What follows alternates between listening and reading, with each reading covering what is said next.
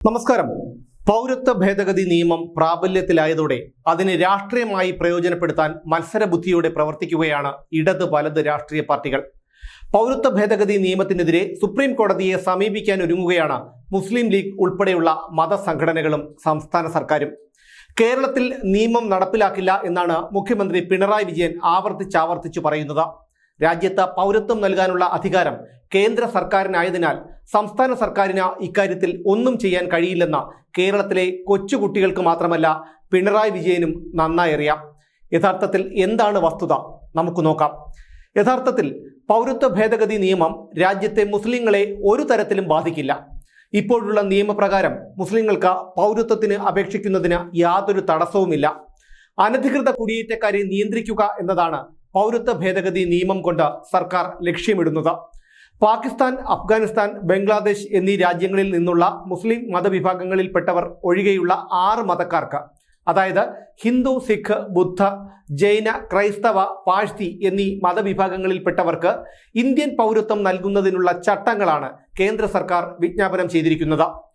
മുസ്ലിങ്ങളെ ഒഴിവാക്കി എന്ന തരത്തിലുള്ള കുപ്രചരണം നടത്തി ചിലർ രാജ്യത്ത് പ്രതിഷേധങ്ങൾ ഉയർത്തുന്നതിനിടയിൽ ഇക്കാര്യങ്ങളെല്ലാം വിശദീകരിച്ചുകൊണ്ട് കേന്ദ്ര സർക്കാർ രംഗത്തെത്തിയിട്ടുണ്ട്. ഇപ്പോൾ ഇന്ത്യയിൽ ജീവിക്കുന്ന 18 കോടി മുസ്ലിങ്ങളുമായി പൗരത്വ ഭേദഗതി നിയമത്തിന് യാതൊരു ബന്ധവുമില്ല. അവരുടെ ഇന്ത്യൻ പൗരത്വത്തെ ബാധിക്കുന്നതായി യാതൊന്നും പുതിയ നിയമത്തിലില്ല. ഇന്ത്യയിലെ മുസ്ലിങ്ങൾക്ക് ഹിന്ദുക്കൾക്ക് നൽകുന്ന എല്ലാ അവകാശങ്ങളും ആനുകൂല്യങ്ങളും അതേപടി തന്നെ തുടരും. പൗരത്വ ഭേദഗതി നിയമം നടപ്പിലാക്കുന്നതിന്റെ പേരിൽ ഒരു ഇന്ത്യൻ പൗരനോട് പോലും അവരുടെ പൗരത്വം തെളിയിക്കുന്നതിനുള്ള രേഖകൾ ആവശ്യപ്പെടില്ല.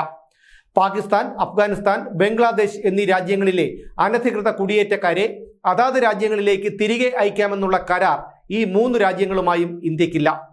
അനധികൃത കുടിയേറ്റക്കാരെ നാടുകടത്താനുള്ള നടപടികളുമായി പൗരത്വ ഭേദഗതി നിയമത്തിന് യാതൊരു ബന്ധവുമില്ല താനും. അതുകൊണ്ട് തന്നെയാണ് പൗരത്വ ഭേദഗതി നിയമം ന്യൂനപക്ഷങ്ങൾക്ക് എതിരാണെന്ന പ്രചാരണങ്ങൾക്ക് അടിസ്ഥാനമില്ലാത്തതും. 1955 പൗരത്വ നിയമത്തിലുള്ളതുപോലെ നിയമസാധുതയില്ലാത്ത രേഖകളോടുകൂടി ഇന്ത്യയിൽ പ്രവേശിക്കുന്ന വിദേശികളെയാണ് അനധികൃത കുടിയേറ്റക്കാരായി കണക്കാക്കുന്നത്. പാകിസ്ഥാൻ, അഫ്ഗാനിസ്ഥാൻ, ബംഗ്ലാദേശ് എന്നീ രാജ്യങ്ങളിൽ ന്യൂനപക്ഷങ്ങൾക്കെതിരെ നടക്കുന്ന അതിക്രമങ്ങളും പീഡനങ്ങളും കാരണം ലോകത്തൊട്ടാകെ ഇസ്ലാം മതത്തിന്റെ പ്രതിച്ഛായ മോശമായ സാഹചര്യം ഉണ്ടായിട്ടുണ്ട്.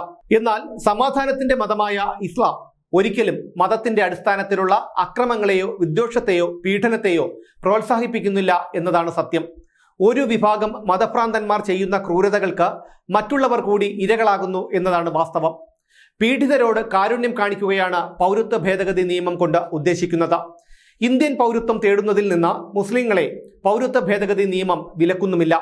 ഇന്ത്യൻ പൗര നിയമത്തിന്റെ സെക്ഷൻ 6 അനുസരിച്ച് ലോകത്തിന്റെ ഏത് ഭാഗത്തുള്ള മുസ്ലിങ്ങൾക്കും ഇന്ത്യൻ പൗരത്വത്തിന് അപേക്ഷിക്കാവുന്നതാണ്.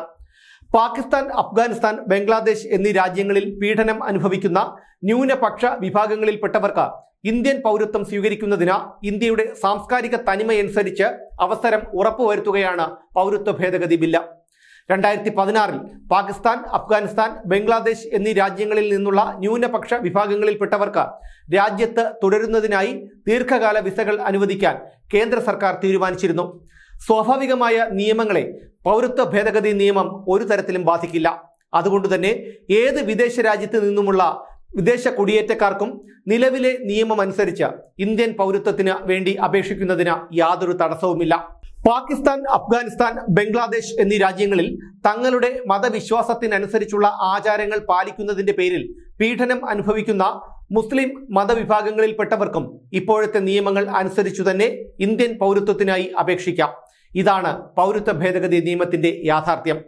പാകിസ്ഥാനും അഫ്ഗാനിസ്ഥാനും ബംഗ്ലാദേശും ഉൾപ്പെടെയുള്ള ചില രാജ്യങ്ങളിൽ ഹിന്ദുക്കളും പാഴ്സികളും സിഖുകാരും ഉൾപ്പെടെയുള്ള ന്യൂനപക്ഷ വിഭാഗങ്ങളിൽപ്പെട്ടവർ അനുഭവിക്കുന്ന കൊടും ക്രൂരതകളെക്കുറിച്ച് നമ്മൾ ഒരുപാട് കേട്ടിട്ടുള്ളതാണ്.